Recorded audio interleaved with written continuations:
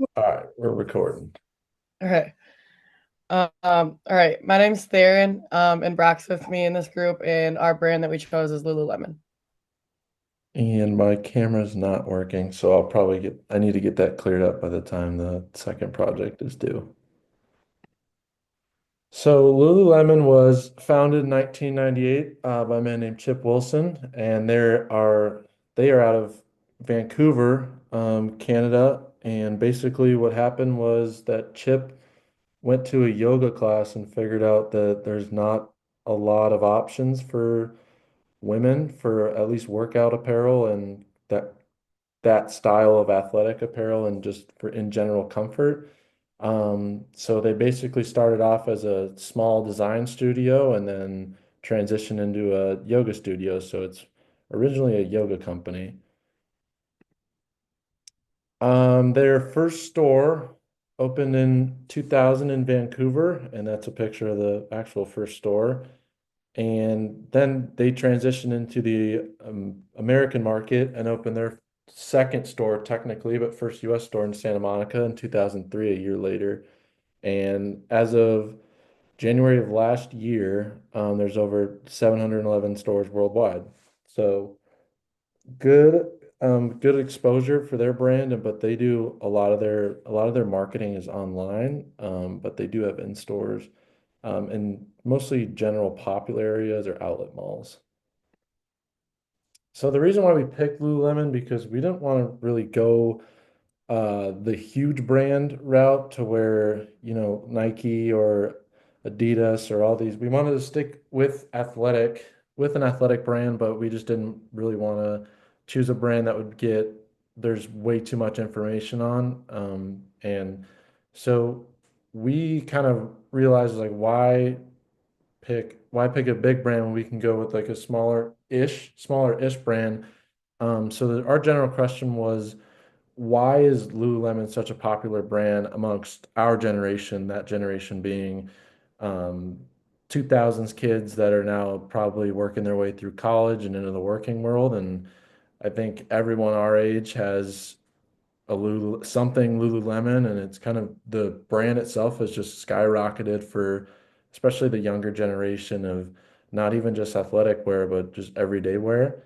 And we don't really, what we came down to is that there's not really that much ad presence, especially with commercials on TV. They have a couple pop-up ads, but it's not like the typical like Super Bowl commercial that you remember. I couldn't tell you what happened in a Lululemon brand ad. So they're not really that present in on TV or even in social media. I mean, you'll have their pop-up ads like everybody else, but it seems like they don't really market themselves and they've just become really popular.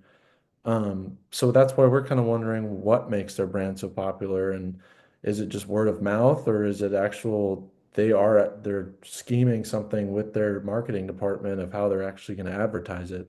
So we also want to know how the brand became successful because there's numerous brands that started as a yoga brand and they haven't really seen as much success. I know there's a couple other comparing brands to them at this type of level, such as like Fabletics or, um, Dick's Sporting Goods has their own brand, and there's different couple brands that are sold in their stores. But what worked for Lululemon and how they got basically their whole company on the map and why they're so successful today? Okay, so for these next three slides, we summarized what is on the screenshot. For this first one, it pretty much was just how Lululemon's marketing strategy heavily focused on the digital platforms and the social media pieces, which targeted active lifestyle audience with tailored campaigns. Um, Lulu invests significantly in digital advertising to reach its like tech savvy consumer, drive e-commerce growth, which was a big point that was proven in these results. The key decision makers within Lulu play a vital role in shaping their strategy so they can ensure that the brand stays aligned with consumer trends and preferences. And then also, seasonal trends influence Lulu's ad spend, with the market investments peaking during high demand periods like holiday seasons. So the because of the increased consumer interest in fitness and lifestyle products throughout that time. For the next one,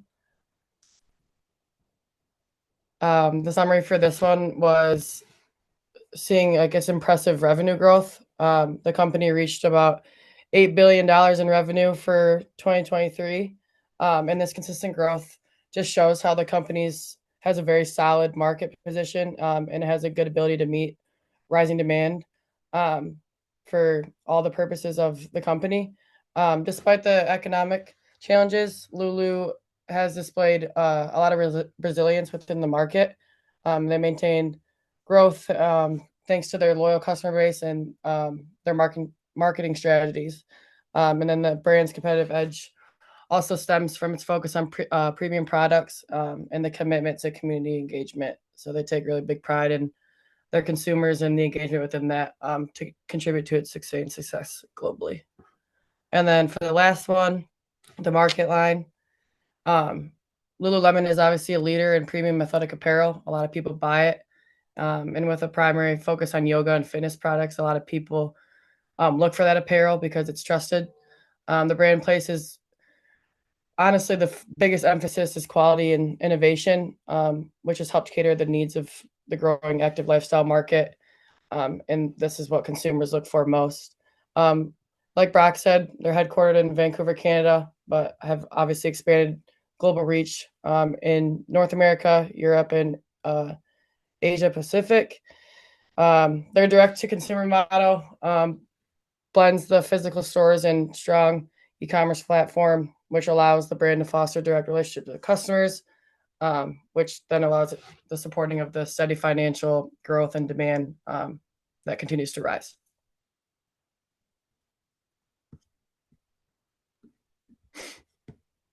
So, looking at their advertising campaign, excuse me, it seems like they've taken a at least step in what they are actually advertising in the last recent years. They've been getting into the professional athlete world and getting into sponsoring those athletes. And I know the brand new one that just came out was Max Homa's a PGA golfer, and he just switched to Lululemon apparel, which is kind of a big deal because Lululemon, to my knowledge, only represents one other golfer. So I thought that was pretty big for their advertising campaign. And then coming into last October, I believe, they just Lululemon just announced they're partnering with or collaborating with the NHL. So they're starting to get into the world of not only just selling their own apparel, but they're selling their apparel with other brands' logos. And if you look at that picture to the top right of your screen, um, you're going to see, I mean, it's in Michigan State's bookstore as well, as they have their own accessories and clothing. I know University of Tennessee has a big Lululemon department now, and especially with the Rose Bowl game that just happened, and on New Year's Day there was a big Rose Bowl pop-up shop to where you have the Rose logo on your shirts and everything. So they're starting to get into advertising more with other brands, and it seems to be working pretty well. Like I said previously, they have commercial ads on television and social media, but I think there's a heavier social media presence because I think that's where they market because right now social media is king. And so everyone has social media at some point. So if they can advertise on that social media, I think it's better. Also, I think it reaches their target market of who they're trying to sell to. And not the older generation of maybe the age of our parents are looking at Lululemon, but it's the younger generation. I think that's really who they're targeting, especially with these brand collaborations.